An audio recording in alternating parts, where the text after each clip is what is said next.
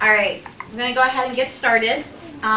Thank you everybody for coming here today to the iDiversity talk. Just a couple housekeeping issues. We have some upcoming events. On November 2nd, we will be working with SLA, SAM, and ALA at UMD, partnering for the Cycling for Libraries film screening event about grassroots advocacy in Europe.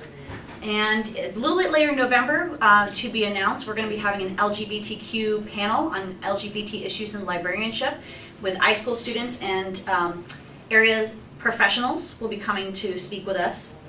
In December, we will be taking a field trip to the Southeast Anchor branch of the Pratt in Baltimore.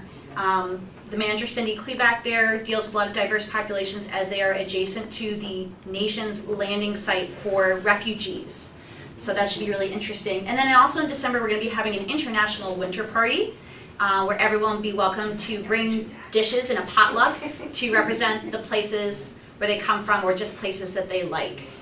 So without further ado, I want to just quickly introduce you to somebody who has greatly inspired me and is a role model for all school librarians.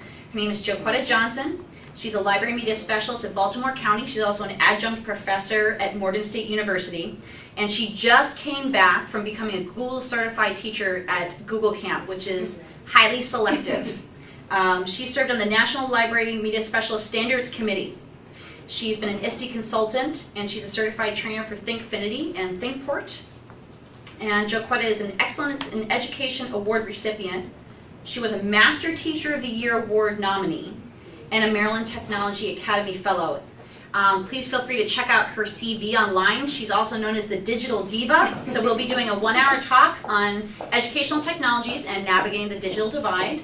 And then there will be a bonus talk on collaboration at 5:30. So I just want to let everybody know, if you have questions for Joquetta, because unfortunately we cannot hear the people who are being simulcast at Shady Grove, please feel free to let Mega know. She can type them in the chat box. And Mega, thank you so very much for hosting this Skype event for us.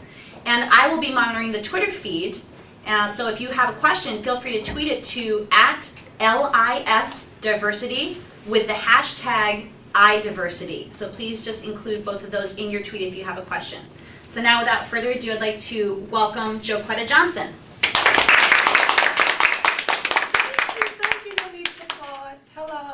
Hello everyone. Hello. Wow, I don't know where to begin. So I think I'll just kind of start with, first of all, thank you so much for inviting me here. It is an honor and a pleasure to come and speak and share my passion for the profession and my passion for teaching. And I think when we're talking about ed tech and iDiversity, I just want to kind of give you a little background about how I got to be where I am today, because it's really interesting, because I didn't choose this profession, it chose me. So, and I say that because I graduated from Morgan State in 1990 with my degree in mass communications. And I was working part-time at Baltimore City Community College doing reading. And there were lots of teachers who worked there. I don't know any teacher that doesn't really generally have a part-time job. And they used to teach at a university. And they said, do you ever think you would be great teaching in public schools? And I'm like, well, my degree is in mass comm, what am I going to teach? So at that time I was working on my, at Towson University, by that time working on mass comm, and they brought me a job application for Baltimore City Public Schools. And I fill out this application, I'm thinking, okay, whatever happens, and I get a call and they said, would you be interested in interviewing for a library media specialist position? And I'm like, what's a library media specialist? Because when I went to school, we were known as librarians. And I was like, sure. Like, well, why library? Well, you took a couple of computer classes, and we thought you would be good at this. I'm thinking, okay. So long story short, in 1994, I got my first library position in Baltimore City. No library experience at all. I literally walked into an elementary school. It had just reopened, and in 1994 it was a state-of-the-art elementary school. If my memory serves me correctly, it was a Title I school in Baltimore City, but we had more technology than I'd ever seen. There was distance learning. I had an automated system in 1994. I didn't realize until years later as being a librarian, like, wow. And I think about that because as we were talking with Dr. Master said, one of the things I always remember is the visionary leadership from that principal. And ever since that time in 1994 to this day, I always go back to what type of powerful leader she was, because I had flexible scheduling in elementary school. I didn't even know what flexible scheduling was until I got to another county. And I remember saying, "You are not a babysitter. If they don't plan, they don't come." I was like, wow. She was doing PowerPoint, and I think that was my first love with technology. Even though I think back, my very first job, I was a tech. I worked at a computer camp my junior year in high school and in senior high school. So that's how I got that passion for technology. And I never realized that there was, I guess, a void or lack of diversity in the profession, because at that time I was in Baltimore City and we didn't have a lot of meetings. We know all the librarians come together thinking, oh, okay, I'm just a library media specialist. And so then I left from there and I came to Baltimore County, and I did 1 year as a transition as I come from Baltimore City, Baltimore County, and I served as an instructional assistant in a school that was, I would say, 90%, 96% white, Title I. So I was there for 1 year, so that's a different population. Then once I became a library media specialist, I did elementary school first in Baltimore County, and I went to an elementary school. We must have had about, 50 different ethnic groups at this elementary school, and it had a large Russian population. I actually shared my office with the Russian liaison, and that was my first experience in that type of learning environment in an elementary school, about 450 kids. There was not flexible scheduling.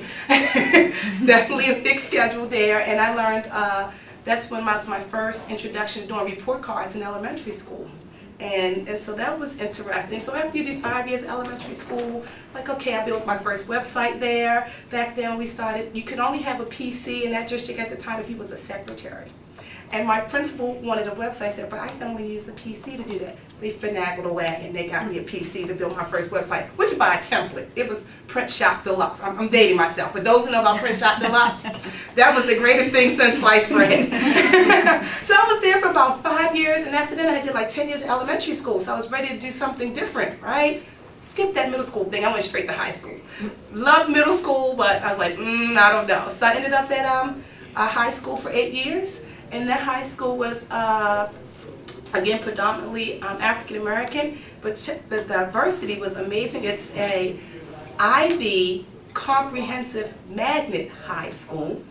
Yeah, that's a lot going on there. And we were fortunate at that high school to have 2 librarians and a full-time assistant because of the size. The other librarian was more or less the tech person, and they handled all of the technology.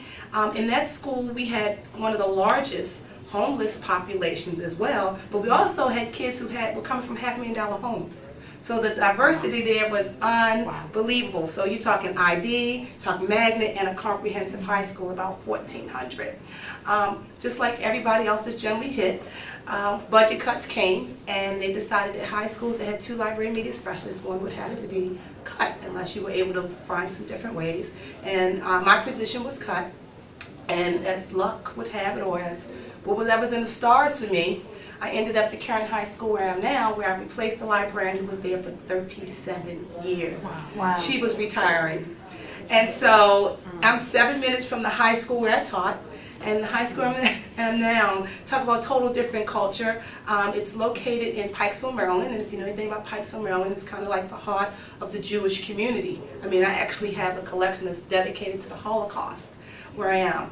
At one point in time, that was an all-Jewish school. I mean, there's almost a synagogue on every corner. However, as times have changed and evolved, the population has changed as well. So currently, it's about 46% African American, 41% white. We have about 8% Asian, and then other minorities. Very diverse, as you can see. But the staff has not changed as is diversity. We have approximately I think 6 African American teachers in the building, one of which is a male. And so, again, diversity issues are happening all over, and you hear a lot about how school districts are changing, diversity is changing, but the teaching population is not changing. So again, when it comes to talking about diversity, again, I never realized that it was an issue of diversity, and I'm not going to say it's an issue, but a concern, because you want more minorities again, because in our district we do have lots of librarian meetings, and you look around, it's like, oh, okay. But it never really bothered me. It's just a question of what can we do to bring more minorities into the profession as librarians and teaching as general, because school populations are are so diverse now, which is a great thing, but it's nothing like, I think, when a student is able to identify with someone that looks like them. I don't think that's a bad thing, but you want a qualified person, of course, to fulfill those needs. So that's where I am today, and when we talk about diversity and tech and what we can do as librarians in our profession, that's why I didn't choose this profession. Someone literally said, take this application, I filled it out, and I got here, and I loved it. And I find that even when I was in graduate school, I would look around, I generally was the only one that looked like me in my graduate programs. I did my graduate program in library, what was then Western Maryland College with the wonderful Ramona Kirby. If she's out there listening, yes, I was there. And again, it just never dawned on me. You know, I'm looking around like, oh, okay. I guess I'm the only one that's interested in this. Oh, that is what it is. So it was interesting when I go to now a lot of conferences, whether it's library related, tech related, you don't see a lot of diversity. And we were talking about when you go to a conference site and you pull up, generally you see all white males. You know, and I'm not sure how, why, I don't know if it's, I really don't have the answer for that. So I just feel like as much as we can, we need to get more diversity in all fields of education, and especially in our field of librarianship. So I don't know where we want to go with questions, because I'm open to all kinds of questions and sharing some of the things that we do. It was interesting as coming back from the Google Teacher Academy, just again with diversity issues and what librarians could do to make, you know, play a bigger role in the things of educational technology as well, because I think our roles definitely have changed. It's no longer that perception, well, some people have that perception, and I know everybody in this room and out there in Skype land are changing those perception that it's more than just come in, check out a book and just go, you know, keep it moving. So every opportunity I can, I'm always seeking opportunities that allow me to immerse what I know as a librarian in other fields that generally don't know what librarians do. And I think that's one way we can change our perceptions, and I think that's another way that we can get more diversity. Because you have to be in different places, because if all we always present at the library conference, or we only work with the English teachers, or we only work with the social studies teachers, you know, you still get that same kind of feel. And it's not just in elementary, it's in higher ed, it's in areas where you wouldn't think you would see a librarian presenting. I'm very fortunate because where I teach at the university, Morgan State University, I don't teach in a library program, I teach in an education program. And I teach graduate students who are working towards their admin certification. And so it's really interesting when they come and they ask their background. I'm like, I'm a school librarian. Like, you're a school librarian? Our librarian doesn't do, and I said, well, I'm here to tell you, this is what, so I'm evangelizing, I'm quick to evangelize about technology and our profession, about what librarians do and how our roles have changed and all these other things, and they're just going back. That puts me in a unique position, because now I'm talking to teachers and future administrators about what the role of a library media specialist is and what you should expect. And I had a couple of principals and APs. I also this summer taught, I also teach in the PhD program at Morgan State University, and that program is in urban leadership and education. So I'm teaching science people, math and art and all these different backgrounds, and again, the whole perception, you're a librarian? I'm like, yes, what have y'all heard about librarians? And so it's just changing that whole perception. So again, now we're reaching science, now we're reaching math. And especially when we talk about STEM, when we talk about Common Core, and changing their perception of what is technology. It's amazing because a couple of people, when they took my class, one of the cohorts was a little nervous because it's like, I taught in our school district has cohorts, you know, with different universities, and the one that I taught was, the first cohort that I taught was in my district, so I was teaching principals and APs in my school district, and some people that I was like, okay, I can do this, I can do this, I can do this. And it was really interesting because they said, I want to let you know, I thought I knew technology. Oh my goodness.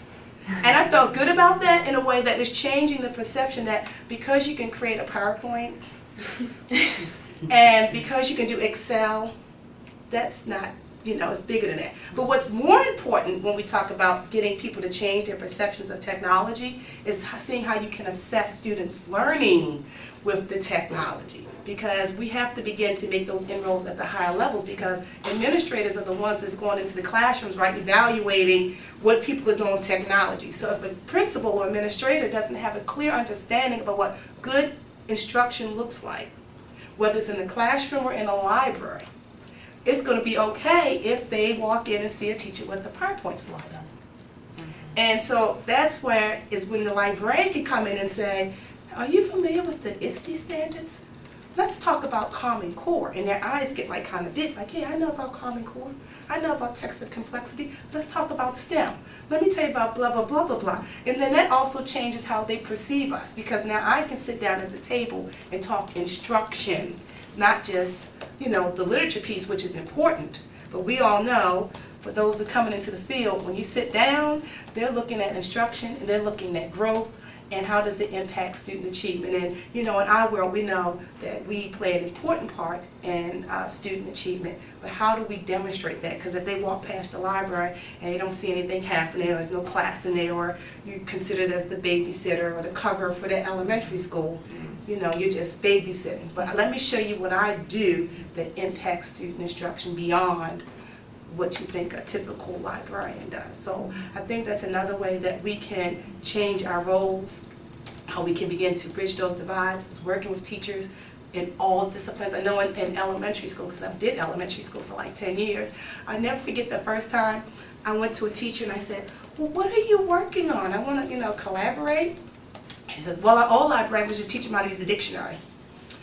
And I said, okay, that's nice, but I want to know what you're working on, so it's changing stereotypes and perceptions. So you may hit some places and they're looking at you like, what are you talking about? I just want to drop my kids off at that door and keep on going to get my 30 minutes or whatever the case for 60 minutes. So no matter how you feel or the environment that you're in, always going with the attitude that, you know what, I have an important part to play in the roles of all students, and all means all. And I think that by me working in so many different environments, one of the first things that I did, like when I taught in the city school, I'm born and raised here in Baltimore, Maryland. I'm a product of Baltimore City Public Schools, so I feel comfortable being in Baltimore City. It was interesting when I came to Baltimore County, people literally asked me, tell me the stories. What is it like working in the city? I'm thinking, oh, it was great. I had distance learning, I had an automated system. And I think there's these perceptions about where you teach and what type of resources you have, what type of kids you have. And they were looking at me like, what? I was like, yeah, I had everything. I had more. There's some schools in certain parts that you would think have less, actually have more than some of the more affluent areas. So it's a lot of perceptions, and so I think that's an important part too, is breaking down those perceptions of what you have and what librarians do. So I think that's a really important part as well, breaking down those barriers. And when I moved to the new schools where I am, again, it's that same concept of, how do you know all this stuff? It's what we should do, right? I don't know. I really don't know how I know. I just know I have a passion for learning, and I have a passion for teaching, and I have a passion for my profession. And so all of those things tied together makes me feel like I need to know as much as I can. And I think as in our profession, whether we're library media specialists or teachers or lawyers or whatever, you always have to hone your craft. You always have to stay current. And as soon as you get comfortable, it's like, okay, I don't have to learn anything else. It's been working. I've been doing this for 50 years, you know, and why change it? Because it works. I'm like, times change, so you have to change. And I think that's that important part of honing your craft. And I really love what I do, so I'm always looking for an opportunity to learn something new that I can bring back and share. And I think that's, a lot of people always ask me, are you going to ever leave? You could do this and you can come over here. Don't you want to? I said, I'm not there yet. Because for me, I'm the true practitioner. It's nothing like walking into that classroom and seeing the excitement, you know. And there are days, people are like, oh, you always like this. I said, let me tell you. I said, every day is not la la la la la la la la. Okay, so yeah, I'm joy and I'm bubbly. I'm like, yay, wee. You know, but there are some days you said, Lord, let me just make it to the end of the day today. But then that one little thing will happen, and it's like, this is why I do what I do. You know, and I can honestly say that I get up in the morning and I really do love what I do. And I think that's important as well to no matter what you do. Can you really say you love what you do? You ain't gonna make a lot of money doing this. Like I said, when I first started in 1994, all those full-time teachers had part-time jobs working here, there, and everywhere, because you really, but you continue to get up and you continue to do what you do for the love of what you do. So that's how it does it. And not only, I think, as library media specialists, we're in such a unique position because not only do we impact our students, but the teachers that we work with. It's nothing like when you get that teacher that's resistant to technology, and then it just like clicks, and they're just like, oh, so I have a teacher, and I wanted to get an opportunity to upload the video, and I will, and this is my second year at this school, so, every time you move into a school, you don't know the culture, remember, I replaced somebody that was there for 37 years, so I'm like, okay, you're going to get, this is not how we used to do, and I understand that, and that's fine. And you have to do things gradually. So one of the first things that I did when I came to the school was what I suggest to all librarians is, what committee should I serve on? How can I be involved? Do your book clubs, do all of that's fine. First thing I would suggest, if there's a professional development committee, you should be on that professional development committee. You should be on there helping to lead the professional development in your building. That's one of the first things. Also, if you can't, join the social committee. Because that's where you kind of get to interact with people outside of the confines of being in the building, or you're doing certain things so you can start building those relationships. And you're not going to reach everybody. You're not. I love Joyce Valenzo says, you can't water the rocks. And that stuck with me. She mentioned that at a Maslow conference like 5 years ago, and I just take that with because, librarians, we put on our case, we want to get everybody. We want to save everybody. We want every teacher to be jumped, but we're not. So you don't water rocks, and find like just that one teacher. Start with one. And if you get that one teacher under your belt, generally what happens, it spreads like wildfire. Oh, I did so-and-so and such and such. And then it spreads. And the same things will happen with your students. You'll get students that you're working with, classes, and then it would never fail. I would work with one group of kids in a class, and then they would go to their other teachers and say, well, we were in so-and-so's class and we went to the library, how come we're not doing this? And making those connections. Oh, and please don't forget about the parents. You have to make those connections with parents and finding a way to connect with the parents, whether it's coming to back to school night and setting up a table, or it's the little things that you do that will go along with it, they will remember. Whether it's a student, whether it's a teacher, or even a parent. I had a parent came in and she wanted to do a presentation, and she was so nervous about, I don't know, my child put it on the flash drive, and can I just come and practice how to plug it in and log on? And it was just a small thing, I'm like, sure. And she was so nervous about how to get the flash drive. And I just did that for her, and the next day she sent me these beautiful flowers and a note. It didn't take me 5 minutes of my time. But to her, it was like the greatest thing. And those flowers, I still have them. I was like, wow. So it's those little small things that you do that make the difference. Finding a teacher, you see that they're struggling, and you say, let me suggest a resource, and kind of working with them that way. My favorite teacher right now is Miss Natalie Bailey, because what I also did mention, at the new school I am, I'm not only my library media specialist, but I actually have a class that I teach. I teach a course called AVID. I'm not sure if you're familiar with AVID. AVID is Advancement via Individual Determination. It is an international program. And generally that program takes the student that's in the middle and you try to help them move forward. Traditionally when the program originated, it was generally for the first time student going to college. So we do study skills and all those kind of different things. And there's a slight curriculum. So that's one of the things that I do. And she is the coordinator of that program. So my 9th grade students, and one of the things I will always remember when I was coming to that school, and the principal said I had to teach this course, I was like, okay. He says, but make it your own. He says, make it your own, because yeah, you're teaching study skills, you're teaching note-taking skills. I'm thinking, this goes against all of my, But who says they can't learn how to do corner notes on a website? Who says they can't learn how to do study skills from XYZ? So my 9th graders, this is my second year, they're known as the digital scholars, because everything we do is almost paperless, and it's in the, it's all digital that we do. And when I first came there, they had me teaching it in a classroom. So I would leave the library and I would go to a classroom to teach this thing. And I just felt so out of my element. I was like, I couldn't, like, even though I had the smart board in there, and I was just felt out of my element. And I asked them, I said, would it be possible that I could teach the class in my classroom, like the library? And they said, well, in the past, there was problems and there were distractions. I said, well, I've already talked to my students and I asked them how would they feel about being in the library. And they said, that makes sense. That's where all the resources are. So we moved the class to the library, and now I'm like, okay, I'm at home. Everything's good. And so now we're kind of rolling. We have access to everything in the library. So that particular teacher, Ms. Bailey, is now, I've set the standard that everything's digital because these kids stay together for 4 years. So the 10th grade, right? So now the 10th grade teacher's like, okay, I guess I'm going to have to get up my digital skills because these kids will be coming expecting to use the technology. I'm like, yeah. And this is how I get my kids if we're doing something. Kids will be kids that don't make me pull out paper. No paper. No paper. No paper. So it's just breeding that culture. This is what the expectation is. And now they're going to their other classes and saying, we're using this.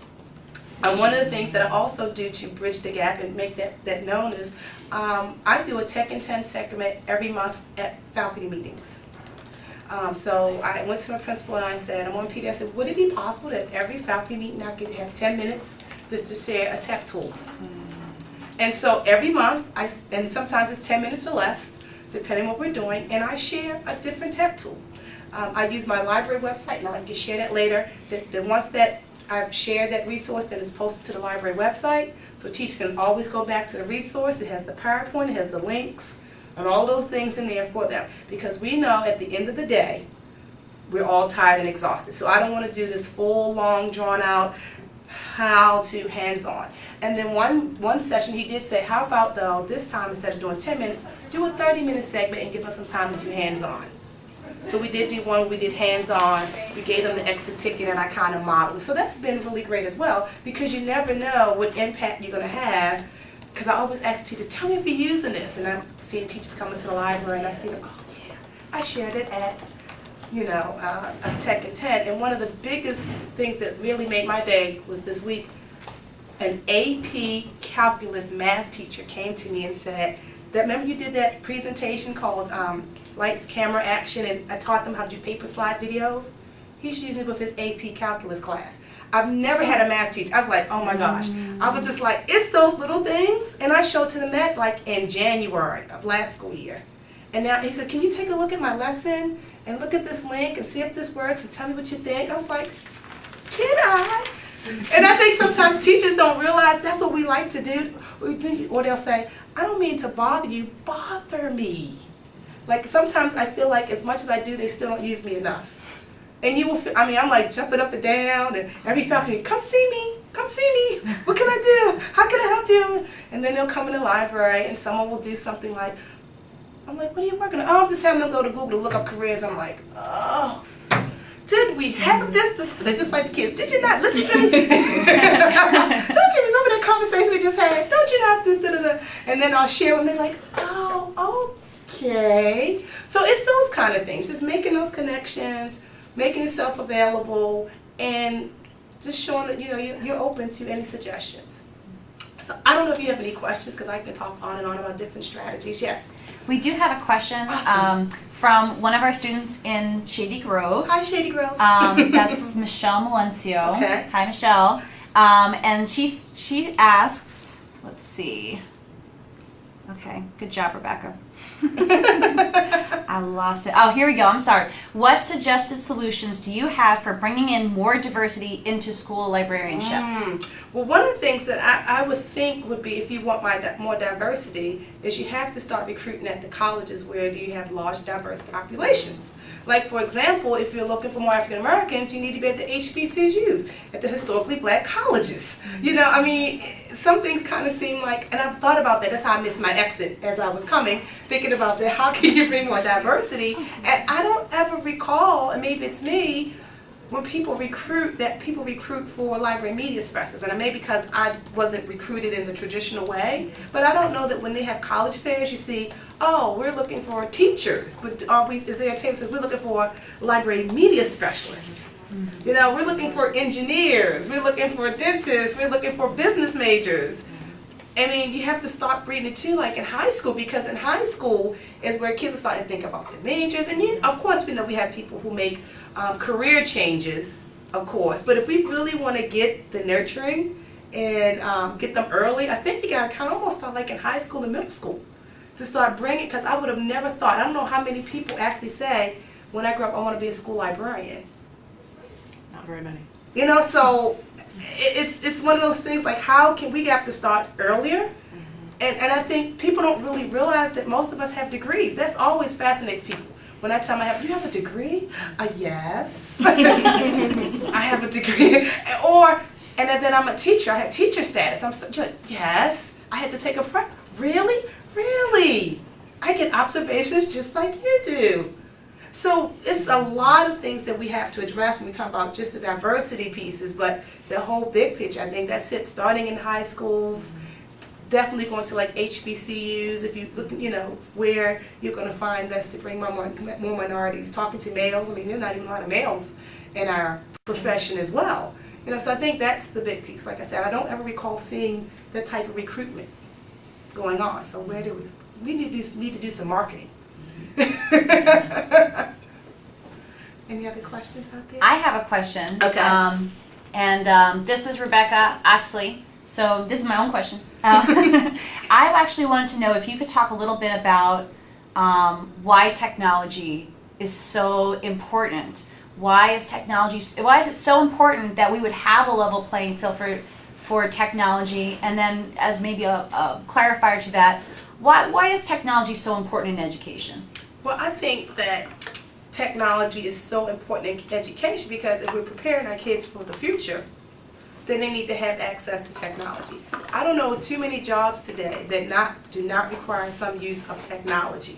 And I'm meaning beyond the basic, can you do Excel, can you create a PowerPoint, can you send an email? You know, when we talk about 21st century teaching and learning, I don't know if you want to, you know, that's one of those buzz terms, but everything right now is based around innovation, creativity. You have to be able to know how to use those tools to create, to collaborate, you know, all of those kind of things. That's why it's so important in education. Not only that, but the jobs these days, we're teaching kids for jobs that don't even exist. Everything is so high tech these days. I mean, if you look at any job application, I don't see any that doesn't say something about the need to know some type of technology. And the technology, depending on how we use it, also promotes critical thinking, problem solving, all of which are those high-level thinking skills. And if you look at Bloom's taxonomy, the new one at the highest now is creating. You know, and so I'm dealing with teachers, we're dealing with teachers who don't even realize there's a new Bloom that creates at the top. So talk about honing skills. So how can we prepare our students if we aren't at least aware? And as in our field of, I always say, you don't have to master everything. We were talking about Prezi or something. I said, it's been several years. I see Prezi. I still can't figure out Prezi. But that doesn't stop me from sharing it with my students. And I tell them that's an option. I'll tell you, Ms. Johnson doesn't know how to use it, but I can show you a little demo, and you can run with it, and they will run with it. And then they're teaching other people. But that takes a certain level of confidence to say, I don't know it. And it's okay to say, I don't know. And I think with technology, a lot of people have a fear. And that's a whole level to give up that freedom to say, I don't know something. You know, so I think that's another reason why technology is so important. And for our kids, learning we have so much access to so much information today. It's no longer, without access to technology, our kids are still limited to their learning. I'm a strong believer that when the bell rings, learning still happens. So they need to know how to navigate all of that information that's out there in that, remember this term, super information highway, that's out there. And every day we wake up, there's a new tool. There's a new website. There's a new piece of technology. That's right. And so we just have to keep them going. And I think the other piece is important is because so many people believe that our kids are tech savvy. And our kids have a good working knowledge of technology, but when it comes to those deep skills that they have to do, that's where they often fall short. You know, how to synthesize all of the information. How is it reliable? How can I take Facebook that I use as a tool to hang out with my friends, take that same tool and use it as a tool to help me get my next job or my next career? How can I use it so I can become a social activist for something that I'm passionate about? Most kids don't do that. They see Facebook and Twitter and YouTube as just, oh, my go-to to hang out, watch silly movies, or this is what I'm eating this morning. Then there are some kids who will use things like YouTube to find videos. But for the most part, it has been my experience, they look at those things like, I never thought about that. Mm-hmm. And most teachers don't think about that. So it's changing. It's not really so much a tool set, but a mindset change of how to use it. Because you have to change how you think about teaching and learning. And then you'll realize all this other stuff is not really about the tools. It's about rethinking how I teach. And once I realize I have to rethink how I teach, and you may have to retool how you even were learning, then the tools is just secondary. I think we see technology as this add-on, and I think that's the big part. You know, I can't remember which quote it was that I saw, and it says that technology should just be like clear. It's almost like oxygen. You just breathe it. It shouldn't feel like now we're going to go do technology. And I think that's always been that piece. We're going to do technology. It just should be integrated to whatever we're automatically doing, so it doesn't feel like an add-on, and then you don't feel like it's an extra thing to do or an extra thing to learn, because no one needs one more thing on their plate. You know, I saw you had a question. Is there any more questions on that side, Rebecca? Not at the moment, but Okay. maybe there might be some in the chat. I don't see anything over here. Question. Okay, question and question. Mega asked one? Okay. Hi, I'm Barbara. Hi, Barbara. Thank you for sharing this with us. You're talking about content creation and how kids are, they're using these tools socially. Mm-hmm. Have you seen, do you have any examples in the school of using technology for kids to create content in school and own that content and have that creative? When you say create content, like for example, they're taking technology and creating a book, or they're taking technology and that teachers using it as a tool to assess what they're learning as opposed to the paper. That's what I call it. I'm talking about more from their side, more like if they were creating the book. I have not seen it personally. Now I know that for me, I use a lot of different technology tools. So one of the things that I did was, instead of like kids wrote a narrative story, I had them create a book using a tool called Storybird. Mm-hmm. And so they took their information that was paper and transferred it over to creating this book, which is Storybird. If you haven't familiar, it's a really cool site and it's free, it's Storybird.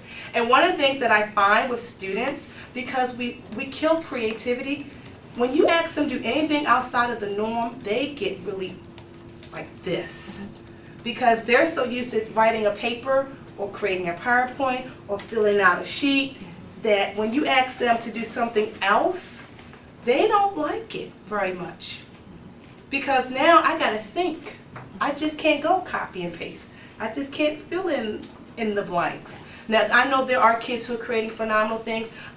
We did have one teacher, the English teacher, they were doing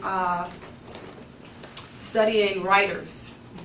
So, and they were looking at different types of writers, specifically from journalists.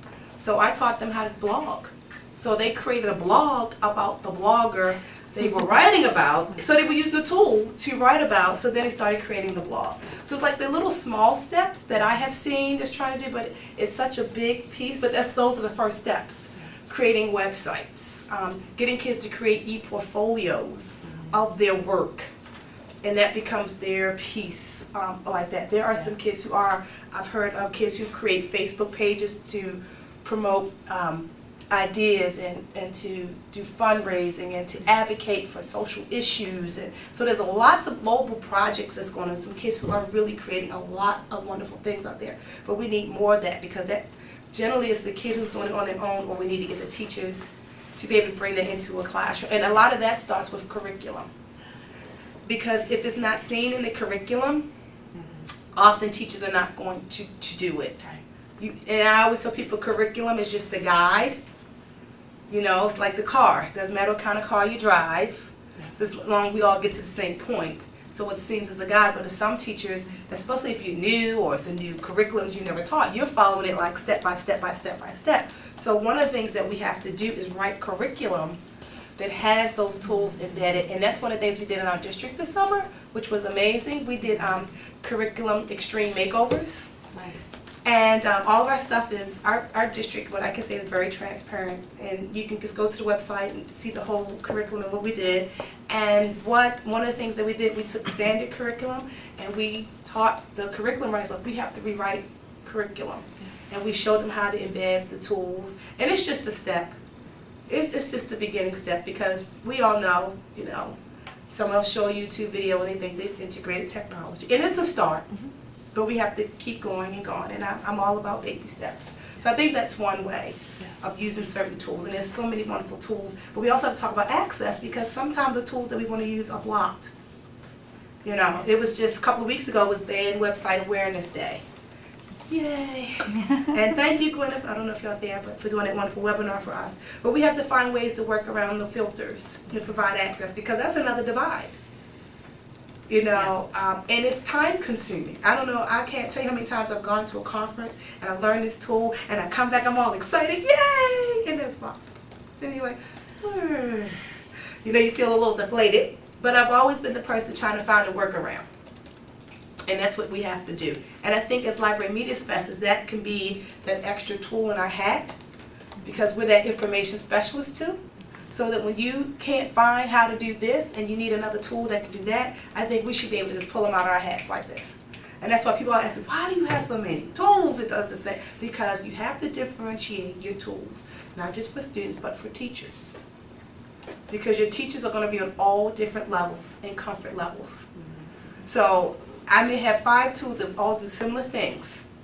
But after a while you figure out, well, maybe if that doesn't work, you might want to try this because it's a little similar.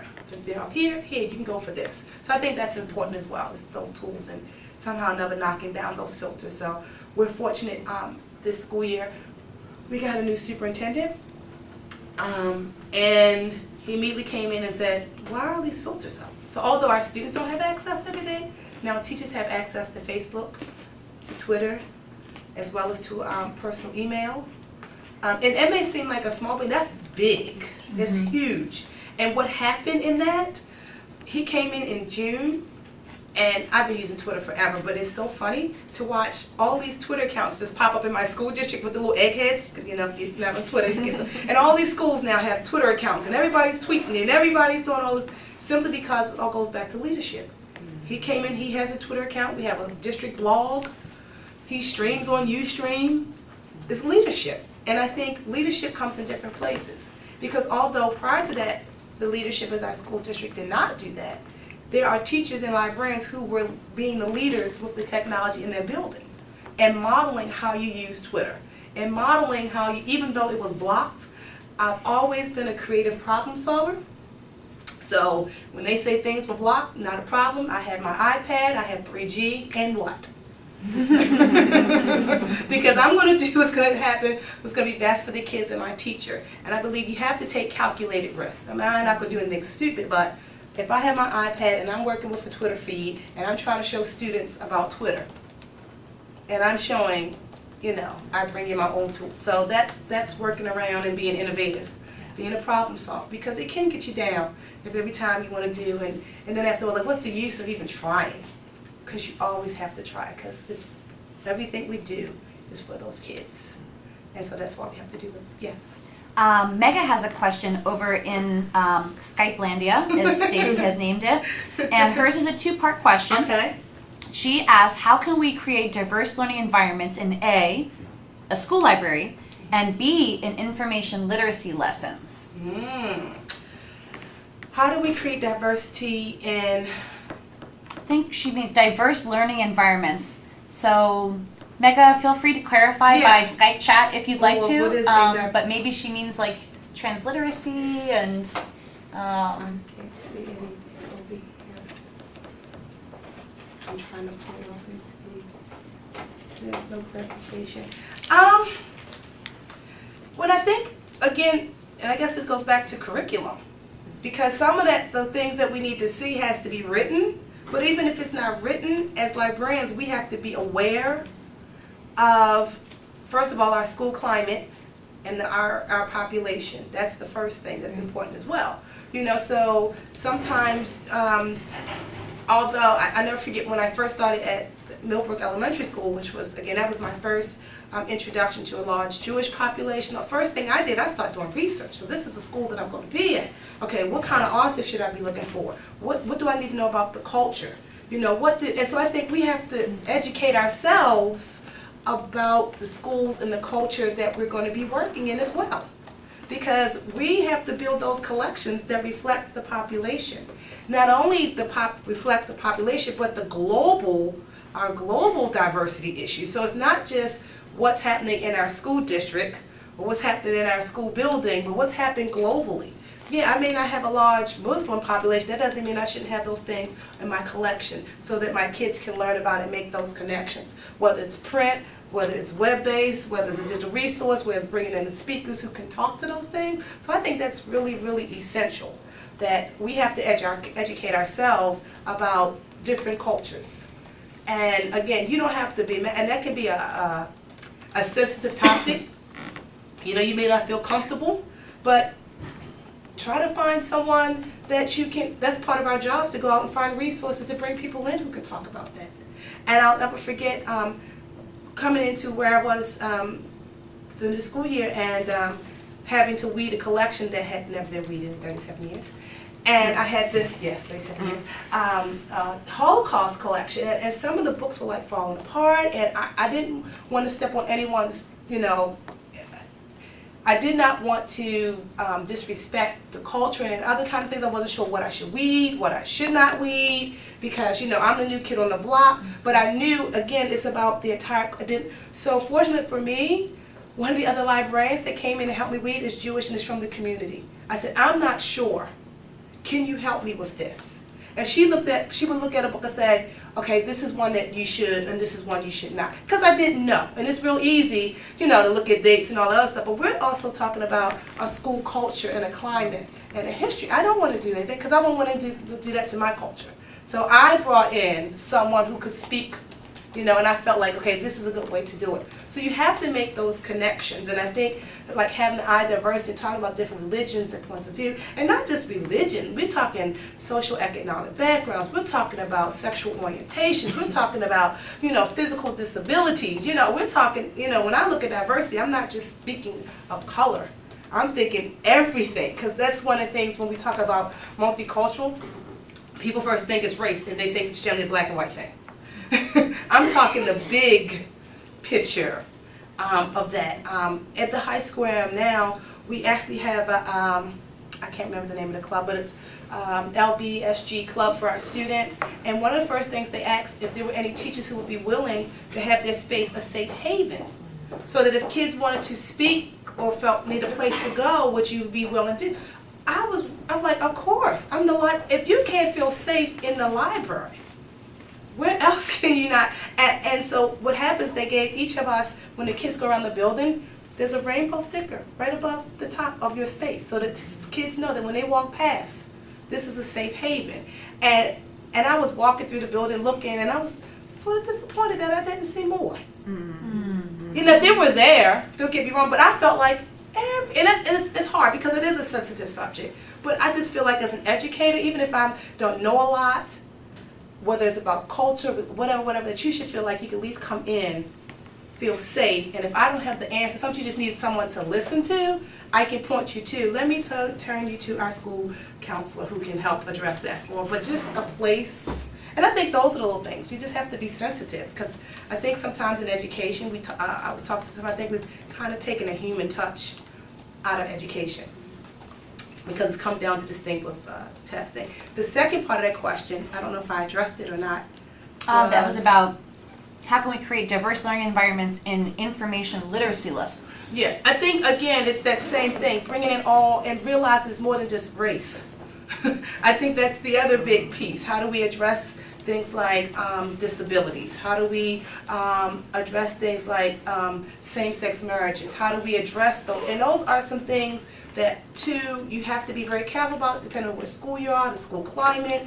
but you have to try to find a way to address. And if you don't feel comfortable with it, you know, who can I bring in to maybe discuss it or incorporate it or point the students into the resources so that they can have an outlet to discuss those things? Because it's really tricky. And there's some school climates I know in school districts and school buildings you can't mention, and you know they got upset when Froggy went to court and had a cigarette in his mouth. So you know, and they want to ban this thing, and so I think we have to be the ones that with the cape and say no and discuss those issues or find a way where kids can feel safe. Yes. So, I remember you were talking about censorship and banned websites earlier. And this is a really interesting topic for me because I'm in an information ethics class now, and we're actually talking about censorship now. I was wondering, because it has such an application to diversity and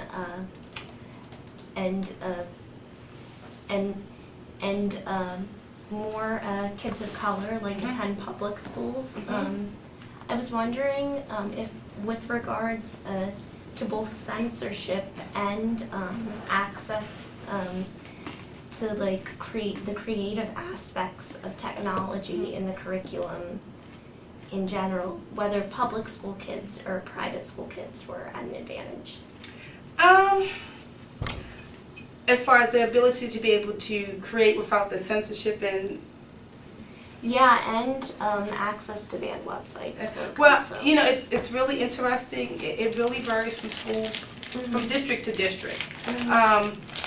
For example, and my district, and I think we're like one of the 26 largest in the country, our kids still do not have access to, during school hours, or at all, Facebook, Twitter, YouTube, or any of those other types of tools. But teachers do have access to them. Now, I know that there are some private schools and charter schools where they do have access. And it really comes down to filtering. And there's, I think that's COPIA or CEPIA, or the Child Internet Protection Act. CEPA, thank you, one of those. I actually did that for my paper. It was Simone de Beauvoir, Nietzsche, and the Children's Internet Protection Act. Right, and so it's really interesting. This summer I was presented at ISTE, and it was Doug Johnson, and he talked about sepia, and that one of the things that sometimes school districts do, they rely so heavy on that they're blocking stuff when they really don't have to block it. So they will, you know, they'll say we can't show this because XYZ, and they'll charge it you. But it does not say in the act, you have to block this, you have to block this, you have to block that. And I respect school districts because I know they want to protect the children. But I think the bottom line, I think sometimes it comes to a fear.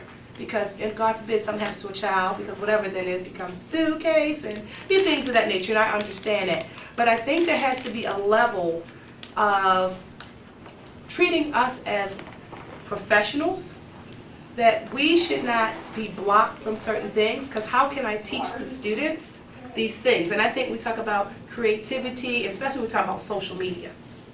All the things that's happening with social media, that most of it is blocked to students. So how can we teach them how to be safe? And we you know, that's one of our big jobs, right? Information literacy, cyberbullying, ethical use of you know, how to be safe online. I'm sorry, but I can't show you how to do this because it's blocked. Imagine. But you find creative ways to work around it, and I did. I mean, I would do screenshots, and I would, you know, pull up. But everybody's not going to take that time to do all of that. So I think one of the things, I don't know if one has more access over the other. I think that really both, we need to give more access to both. And I do know some schools, they do not have filters. I think it was the Science Leadership Academy, which is kind of like a charter private school in Philadelphia. They don't block the filters, but they ask the kids, if I remember correctly, if they should have access to Facebook. And they asked the kids, do you want us to unblock Facebook? And the kids decided they didn't want Facebook because they felt like they would be distracted. So the interesting thing we talk about access is that so often all these decisions are being made and no one really asks the students. We make all these decisions and we never ask the students. And so I think that digital divide and all those access, we have to find a medium. I think there needs to be a happy medium. and unfortunately probably most of the people that are making the decisions, they have one agenda, and I know that is to protect the children, and I get that. But then for those of us who I call us on the front line, the practitioners is out there every day, we have a mission too. We want to protect them, but we have to educate them as well. So somehow we have to find this medium where we can protect them as well as educate them. And I think I can better educate them if you give me the access freely without me having to spend so much time trying to find ways to navigate to teach them what we need to know. And I think curriculum is an important part. And there's lots of great curriculum out there, but we need access. Are there any more questions on the Skype chat by any chance? I don't see anything. Okay, it looks like, I know we have just a couple minutes left, but it looks Okay. like Dr. Massey has a question for us. Oh, wait a minute. Okay, hi, something. No more questions. Okay. So I have two questions, Okay. but I'm going to just ask the first one. So with all of the roles that the school librarian is supposed to play and the things that you're doing Outside. on this stuff, how do you manage your time? How do you get it all done? I don't know. I honestly, I can't. I wish I could say I had an answer. Some days I wake up and I'm like, ooh, but you have to pick and choose what's most important. You know, I think like with anything in life, we have to prioritize. And so often people will say to me, oh, I don't have time to learn that. I don't have time to do that. And I say, it's not that you don't have time, it's just not a priority. Because we know in life, anything that really has a priority to us, what? We will find the time. So we have to figure out what's really important for you, and then you make those priorities. So for me, I'm always going to make a priority to my students first, you know, and I'm always going to prioritize for me to learn new things. Because learning, if I'm not on my game, I can't be the best library media specialist for my students and for my teachers and for my profession. Because unlike, and I'm not going to say unlike the classroom teacher, I think for us, our profession is so unique. Like I feel like we have to be bigger, faster, and stronger. Simply because we are library media specialists and all of the misconceptions about what happens in the library and education in general as teachers. So when you see a librarian, it's like, what?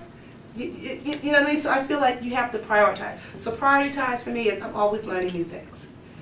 I learn any tool. I'm a lifelong learner. And then that's important because that spills over to my students, which will facilitate student achievement. And that spills over to my teachers. So that's how I balance it. There are times when I say, I don't have a plate, I got a buffet, I don't know what's going on, I got this beeping, I got that beeping, and it always seems to work itself out. For me, prayer is powerful. I said, okay, let me just get through. One day I was like, let me get through this month. Now I was like, let me just get through this day. And once I get through this day, then I'll take the next day. You really have to take it one day at a time sometimes. And it works itself out. But stay current in your craft and love what you do. And then you will find the energy when you're tired to get it done. And what's the next question? Okay. Have you taken or taught an online course? Just a quick yes or no Yes. for that one. What's your biggest pet peeve about how online courses are designed, and how would you address that pet peeve? I think my biggest pet peeve about classes that's taught online are the ones where you read something, you post a response, and then they want people to post to respond back, and it's all just reading and then post a response. One of the things I would like to see is, why can't we have classes more like where we're using Skype so I can see people, I can interact, I can share my screen. I think where everything that you produce is not just read, post, respond, but read and create, and then we can share what we're learning that way. So I would like to see more online classes where we're actually creating something, and I don't mean the paper. I mean like you learn something, create a video about it, build a website on it so that what you're learning the next person can benefit from, because otherwise when you write that paper, whatever you're doing, it just gets graded, checked, and it generally goes in the drawer. So I think that's my biggest piece about online classes. Well, I know that we really, really appreciate, Joquetta, that you come out to share all this awesome knowledge with us. And Mega said to say thank you for answering her question, and You're also welcome. for giving this fantastic talk and allowing us to Skype in, and for folks in University of Washington who will see this recording later. Thank you so very much. Just thank you very much. You're welcome. And please feel free to email me if you have any questions. questions or something I didn't address. And like I said, it would be organic and we would just go with it. I think that's sometimes the best way. We find all of the slides and then just to talk in conversation. Absolutely, absolutely. And I just wanted to remind everybody, if you haven't gotten a chance to sign in, which looks like the sign in is gone. If you haven't signed in, I would be happy to have you sign in on the back of this beautiful piece of paper, just so that we know who came with us today. And thank you all very much for coming. We look forward to seeing you at our next event, Cycling for Libraries. Thank you, everyone. I hope I answered questions and gave you some insight.